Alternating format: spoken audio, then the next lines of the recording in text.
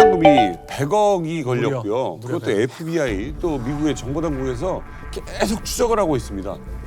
제대로 이 사람을 만난 사람이 누가 있겠습니까? 만나는 거 알았으면 벌써 잡아갔지. 그렇죠. 그러나 이만갑이 또 아무나 모시지 않지 않습니까? 예, 심연섭을 수차례 만나시면서 직접 모셨습니다.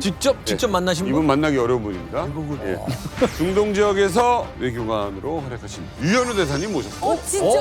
다시 등장하시는 겁니까? 다시 등장? 여태 계셨는데? 잡았어야죠. 체급이 바뀌어서 다시. 연애국 볼 수 있었는데 대사님. 제가 3년에 걸쳐서 심연섭이를 한 10여 차례 만났습니다. 잡을 기회가 많았네. 지인. 네, 그때 그 대북 제재가 아주 강화되면서 2017년부터 UAE를 비롯해서 골프 지역에 있는 북한 인력들이 다 소환되게끔 돼 있었습니다. 그런데 이 북한 인력들이 소환되면서 이 사람들이 뭐 돈을 못 받지 않았어요. 그렇죠. 예, 그러다 보니 이제 미수금 받는 문제가 제기됐고 또 이거는 북한 주민들의 그 권익 보장과 관련해서 대사관이 나서야 되는 문제이기 때문에 저희가 아랍에미리트 외무성하고 좀 연계를 가지면서 자주 출장을 갔습니다. 아 근로자들도 예. 근로자들 돈을 받아야 되니까 이 미수금 문제 그것도 송금하는 문제 이런 것들을 다 UAE 그 외무성을 통해서 또 좀 방조를 받거든요. 그래서 출장 삼아 계속 아랍에미리트에 갔었는데 그때마다 두바이 공항을 이용을 했습니다. 그때 두바이에 있던 심연섭이 랜더 크루저를 타고 이제 우리를 맞이하러 공항에 계속 나왔었거든요. 이 친구가 아무래도 오학도 좀 되고 그리고 또 운행 업무도 좀 밟고 거기다가 또 현지에서 오래 살다 보니까 현지 실종에 대해서 잘 알지 않습니까? 네. 그렇기 때문에 이 사람을 우리 사업에 같이 인입을 시켜가지고 좀 방조를 많이 받았습니다. 심연섭이한테서. 오, 도움을 좀 받으셨는데. 83년생.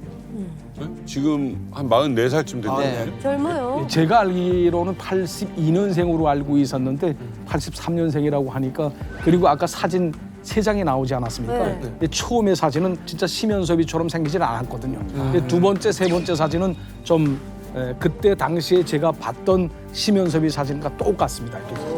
예, 뚱뚱한. 너무 의미가 있는 말씀이신데요. 이거는 FBI에서 알아야 될 얘기네요.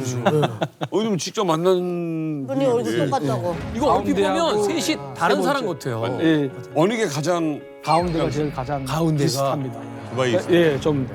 영어 실력은 영어는 제가 아까 말씀드리다시피 두바이는 아랍어를 쓰는 나라임에도 불구하고 많은 이민들이 들어와서 사는 인구의 80%가 다 이민자가 차지하고 있습니다. 그러다 보니 영어가 공용어처럼 쓰이는 그런 나라거든요. 그러니까 영어를 잘 하게 되면 거기서 계속 살 수가 있습니다. 그러니까 심연섭이가 영어를 잘하니까 아무래도 원어민처럼 영어를 잘하다 보니 두바이에서 이렇게 생존할 수 있었겠다. 아니 그러면 당시 이 대사님한테는 어떻게 보면 이제 구세주였을 것 같은데 심연섭 첫인상은 좀 어땠어요? 제가 처음에 만난 때가 2017년 11월이었습니다. 그때 두바이 공항에 제가 도착하니까 거기에 나왔더라고요, 심연섭이가. 그때 보니까 심연섭이가 좀 뭐라고 할까, 좀 뚱뚱한, 그러니까 얼굴이 좀 넓은 편입니다. 그리고 키가 한 180 정도 되거든요. 꽤 크네. 장신입니다. 북한 사람 치고는 굉장히 큰 키거든요. 거기다 이제 얘기를 하는 거 쭉 들어보게 되면 좀 과묵한 스타일입니다. 그러니까 말을 많이 안 해요, 이 사람이. 그러니까 입이 좀 무겁단 말이죠. 그러다 보니 아마 간부들이 좋아하는 스타일인 것 같습니다. 이 무겁고. 아니 그럼 옆에서 이제 심연섭이 이제 일하는 모습도 좀 보셨을 것 같은데 예. 자금 세탁하는 게 맞나요? 예, 맞습니다. 그러니까 제가 두바이에 이제 갔을 때 거기에 경찰총국에서 파견된 19명의 IT 근로자들이 있었거든요. 그러니까 이 IT 근로자들을 맡아보고 있는 책임자가 저하고 같이 좀 이야기를 나누었던 적이 있습니다. 그때 그 사람이 자기들이 번 수익금의 대부분을 다 심연섭을 통해서 조국에 들여보낸다 이런 말을 하면서 근데 그 양반이 25%나 받아먹는다고 좀 투덜투덜 되더라고요. 좀 불평을 부렸습니다. 25%. 이야, 그 사람 굉장히 예, 그러니까 25%라는 게 이게 뭐냐면 예를 들어서 100만 달러를 내가 움직였다고 그렇죠. 합시다. 하게 되면 거기서 나한테 차려지는 몫이 떨어지는 몫이 25%라고 지금 제가 얘기를 하지 않았습니까? 그러니까 이 25%를 자기 혼자 다 먹는 게 그게 아니거든요. 아니고. 왜냐하면 이걸 현금화하기 위해서는 뭐 많은 가상화폐 계좌를 또 만들어야 되고 그것도 페이퍼 컴퍼니 만들어야 되고 이것을 현금화하기 위한 무슨 일정한 정도의 그 과정이 필요합니다. 외국인 바지도 필요하고. 예, 이걸 혼자 못 하거든요. 반드시 저력자가 필요한데 이 저력자들과 이제 5%씩 나누어 가졌을 수 있는 가능성이 큽니다. 그러니까 이 심연섭이가 뭐 5명 정도의 뭐 아랍에미레이트, 뭐 중국, 노르웨이 이런 등지에 퍼져 있는 사람들과 연결을 가지고 이 사람들이 이제 현금화해 주는 경우에는 너한테 5%를 주겠다. 예. 예. 이런 식으로 해서 이제 뭐 한 25%를 뗐다고 해도 그걸 자기 혼자 다 먹는 게 아니거든요. 그러니까 이게 볼수 없네. 순이익으로서 25%를 가져가는 게 아니라 네. 내가 이걸 예, 제대로 다 뿌리는 돌리려면 겁니다. 그 저력자들과 함께 경비 나눠 포함. 먹는 거죠. 그리고 이 사람한테 5%를 이제 가진 이 사람이 5%를 가진다고 합시다. 근데 심연섭이로서는 이제 뭐 국가 납부액이 있습니다. 국가 납부 계획이라는 게 또 있거든요. 외화벌이 납부 계획. 그리고 또 충성의 외화벌이 계획이 또 있습니다. 그러니까 국가에 바쳐야 될 돈이 많다는 거예요. 그러니까 바치고 나게 되면 실제 심연섭이한테 차려지는 돈이 뭐 많지는 않을 것이다 이렇게 순수이지. 평가를 합니다. 왜냐하면 저희가 갔을 때 이제 뭐 같이 식사도 하지 않습니까? 제가 10여 차례 정도 만났으니까 그때 같이 식사를 하면서 보니까 이 친구가 무슨 부티가 나서 뭐 이것저것 탕진하면서 돈 쓰는 그런 걸 한 번도 못 봤습니다. 예, 그렇기 때문에 어려운 거구나. 예, 이 사람도 그저 계획을 하고 네. 근근히 자기 앞처리를 하는 그 정도로 지금 돈은 버는 것 같더라고요. 명태 한 마리 잡으면 그냥 눈알이나 하나 빼먹고. 예. 여기가 다 먹어요, 여기가. 누나. 75%. 예, 그러니까 이게 나머지는 다 필레로 다 만들고 이거는 국가에 다 들어가는 겁니다. 예, 아유 근데 그러니까 이 사람도 만약에 그런 모습이 있었다면 보이브에서 벌써 끌고 갔죠. 예. 그렇지. 그리고 이제 만약에 그렇게 된다 하게 되면 느낌이라는 게 있거든요. 그리고 또 심연섭 씨 자체가 이렇게 무슨 티를 내면서 막 이렇게 뿌리는 그런 스타일이 아닙니다. 과묵한 스타일이니까. 가만히 보면 장소와 뭐 일하는 스타일은 다르지 김철성 부대표야말로 세탁하신 거 아닙니까? 그러니까. 러시아에서는 어떻게 하세요? 러시아에서는 지금 마피아 사람들을 많이 동원합니다. 야, 마피아 여기 이자처럼 언제 와서 그 나와? 사람들은 이자처럼 가까이 페이퍼 컴퍼니를 하나 만든 다음에 요 구자가 위험할 것 같으면 이 기지를 폐쇄해서 없애버립니다. 그리고 다른 가지 구자들을 이자처럼 운행들도 여러 개 있으니까 그 매 운행마다 이자처럼 구자를 엽니다. 제가 이자처럼 해봤어요. 제가 직접 했는데 성공을 하자니까 저도 구자를 3개 가지고 있었어요. 예. 달러 구자, 유로 구자, 루블 구자 이런 식으로 해서 다 그러다 보니까 지금 중국 대사관에다 이자처럼 돈을 보내줘야 되는데 비행기 타고 가서 현찰을 주긴 힘들고 난 외교관이다 하니까 북한에서 인삼차를 들여갔다 해서 그러면 다 비싸서 인삼차 구입용 아, 성공했어요. 아니 그럼 부대표님한테 이렇게 좀 접근하는 사람들도 좀 많았을 것 같은데. 예, 이제처럼 그 돈 세탁을 하자고 북한 해커들을 좀 소개해달라. 누구입니까 그게? 이게 외국인들이에요. 홍콩에 있는 이자처럼 외국 이자처럼 그런 기업들이에요. 사기 이자처럼 페이퍼 컴퍼니를 꾸리고 하는 이 사기 조직들이에요. 제가 북한 사람이다 하니까 북한 해커들이 이거 전문가들인데 좀 소개해달라. 그래서 그다음에 하고 싶으니까. 그러면 네가 가지고 있는 걸 나한테 보여줘라. 그러면 내가 좀 생각은 해볼게. 우와, 뭐야? 1조 2천억이 지금 돈으로 1조 4천억. 뭐야 이게? 이게 이자처럼 불법 이자처럼 자금 세탁한 애들인데 그러니까 이건 대표님 사진 아니죠? 내 사진 아니고 내가 찍은 거예요. 이자 좀 도와달라고 저보고 소개해달. 해커 전문가들을 소개해달라 그래서 되면 너 이제 할 수 있는 걸 돈 보자 하니까 실제 보여주고 그다음에 그러니까 구자는 가리 갔다 해서 구자는 가리. 부자는 가리고. 예.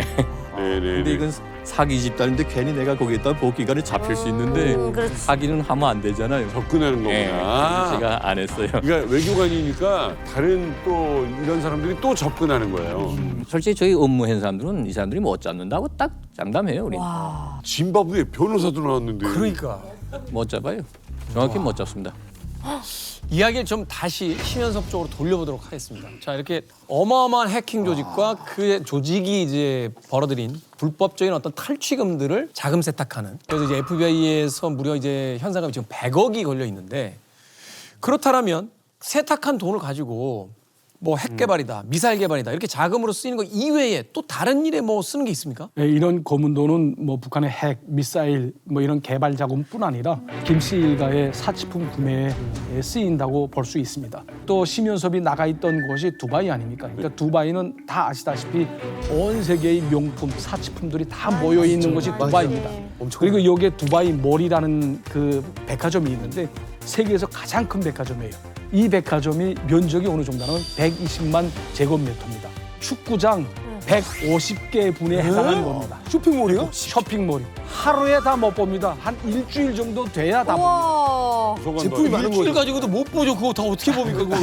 그런 백화점이 두바이에 있습니다. 그러니까 이제 김씨 일가가 뭐 쓰고 있는 뭐 시계, 핸드백 뭐 이런 것들 있지 않습니까? 이렇게 사치품들을 두바이에서 심연섭이 구매했을 수 있는 그런 합리적 의심도 간다는 말이죠. 아니, 두바이에 나는 이런 일이 벌어질 거라고 상상도 못했어요.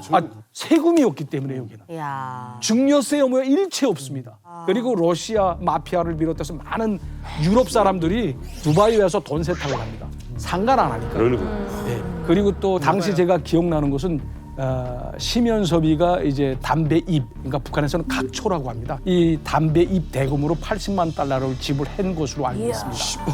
예, 80만 불을. 담배 사는 데서. 여보. 그리고 또 담배 대금으로 이용이 됐는데 가만 보니까 북한에서 크라빈이라는 담배가 있습니다. 그러니까 영국 브랜드를 가지고 있는 크래빈인데 이 크래빈 담배가 이게 북한에서는 고양이 담배로 통하고 있습니다. 아, 그거 알아요. 예. 그 고양이 담배를 대체로 간부들한테 뇌물 주는 것으로 많이 쓰이고 있거든요. 그러니까 수입을 해서 이제 북한에서 모든 생산 과정을 거쳐가지고 판매 유통까지 다 맞습니다. 제가 고등학교 때 크라벤 담배 알바로 만들었거든요. 학생들이 그걸 만들어요. 네, 알바로. 그 금실이네 집에 가서 그걸 만들었어요. 금실이네가 완전 이거 대브로커였거든요. 금실이네. 그래서 담배 브랜드별로 20명 가까이 앉아서 전문 그것만 찍어내요. 같은 이파리로 해야 했어요? 아니면 다른 이파리? 똑같은 이파리예요. 꽁쳐만 달라요. 이름만 다른 거 다. 아니 담배 이름. 가짜 가짜 담배. 그래서 이걸 어떻게 하냐면 여기 긴 걸 이렇게 딱 넣고 이거 이렇게 해서 군박지 들어가거든요. 천을 정말 잘 맞춰야 돼요. 그래서 군박지 이렇게 해갖고 여기 쫙 밀면 탁 나와요. 그럼 이걸 딱 넣고 자르면 한 대가 두 대가 되는 거예요. 그렇게 해서 고양이 담배 껍데기만 쫙 쌓여 있어요. 말보로 고양이 담배 뭐 쫙 해가지고 한참 찍어내야 됐는데 이젠 이 담배 안 하겠다는 거예요. 수요가 없다는 거예요. 그래서 김정일인가 뭐 이거 외국 담배 피지 말라고 막 혼을 냈다는 거예요. 그리고 이게 우리나라 담배로 하라 그래가지고 지금은 고양이 담배 쳐다도 안 봐요. 금강산, 뭐 여명 이런 것들로 다 대체가 됐어요. 저도 지금 말하니까 기억이 나는데 그때 김종일이가 우리 담배를 피워야지 어떻게 양담배를 피냐 해가지고 다 우리 담배 피라 하는 지시가 있었습니다. 그래서 이제 중앙당 일꾼들이라든가 그리고 권력기관에 있는 그런 사람들은 뇌물을 좀 받지 않아요. 근데 북한 담배 뭐 건설이라든가 뭐 이런 거 완전 플랜하거든요. 그렇지. 그러니까 이 겉껍데기는 건설 뭐 이렇게 쓰고 이 안에는 속 내용을 다 뽑아가지고 아까처럼 크래빈 고양이 담배를 엿는 맞아요, 겁니다. 맞아요. 아니면 말보로를 엿든지 해가지고 촥 피우게 되면 이제 딱 건설에서 꺼내니까 건설 담배 피우는 거 같잖아요. 근데 냄새가 다르거든요. 그렇지, 향이 있어요, 향이. 예. 그래서 말보로까지도 가짜로 국산화했고. 다 찍어내요, 맞습니다. 다. 정확히 말하면 크라벤 담배는 좋은 담배는 아닙니다. 좋은 담배는 예, 뭐고? 좋은 담배가 일반 그죠? 나쁜 담배는 일반 중간 담배입니다. 간부들한테 그저 주기 좋은 딱 좋은 담배입니다. 그러면 간부들은 담배로 주는 건 또 뇌물이라고 압니다. 그러니까 담배로 이 자체를 그걸 또 간부들은 받아서 와이프한테 줍니다. 그럼 그게 장마당으로 나갑니다. 세탁이 되네요. 와, 유통 천국. 확실히 우리 외국한 동무들이 아주 그냥 기억력이 아주 비상하구만 기래. 이 담배잎 하나 가지고도 알뜰살뜰 살리는 이 공화국 경제 이게 바로 선순환 구조입니다. 지금 이제 심연섭이가 지금 몇 조짜리 이런 그 블랙 비즈니스를 하는데 담배 뭐 이거 보잘것없는데 이게 왜 나오냐 하실 텐데 북한이 사실 담배 선진국이에요. 북한이 담배가 한 250종에서 300종이 돼요. 네. 진짜 많다. 그리고 북한의 흡연율이 쿠바 다음으로 전 세계 2위입니다. 맞아, 많이 펴요. 그러니까 이 담배 자체가 흡연도. 북한 내에서 보면 주민들을 상대로 하는 이 국가적인 어마어마한 큰 비즈니스니까 북한 주민들용으로 쓰는 것도 이게 규모가 예상보다는 좀 큽니다.